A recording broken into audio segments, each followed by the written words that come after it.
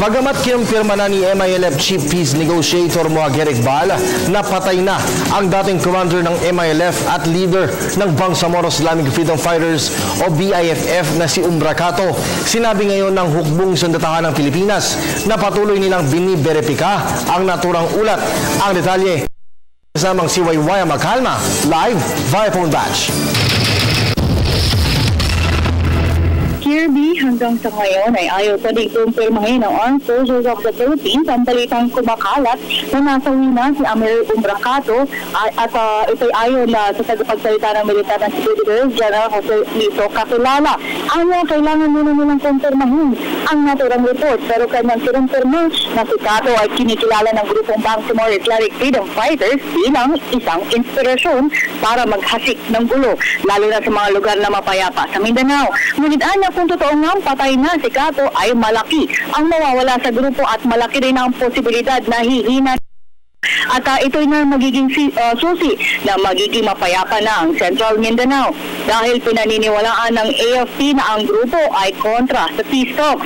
Ayon sa kumakalat na impormasyon, nasawi kaninang madaling araw si Cato matapos atakihin sa puso ang naturang leader at ayon pa sa kay Lieutenant Colonel Harold Cabunok ay ang kanyang mga labi ay nasa barangay Katiman, Gindulungan, Maguindanao. Ito'y ayon sa sources ng MILF at ang mga sibilyan na kanilang nakausap.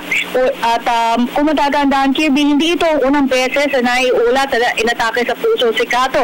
Ayon sa mga huling reports, noong November 2011, na naitala o nai-report na nasawi nga si Umbracato o inatak dahil din sa atake sa puso.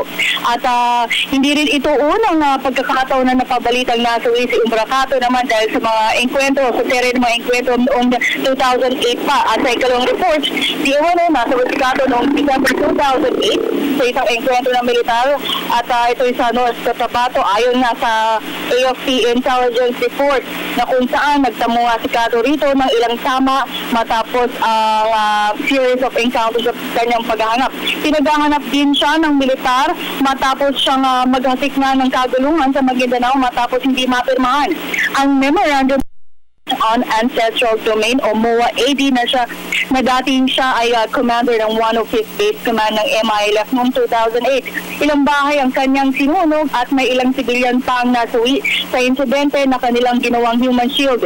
Dito bumuo ng grupo si Cato ng Bangsamoro Islamic Freedom Fighters o BIFF. Matapos ito, naglapas naman ang PNP na may patong o may reward money para sa paghaharap na kay Cato na nagkakahalaga ng 10 milyon.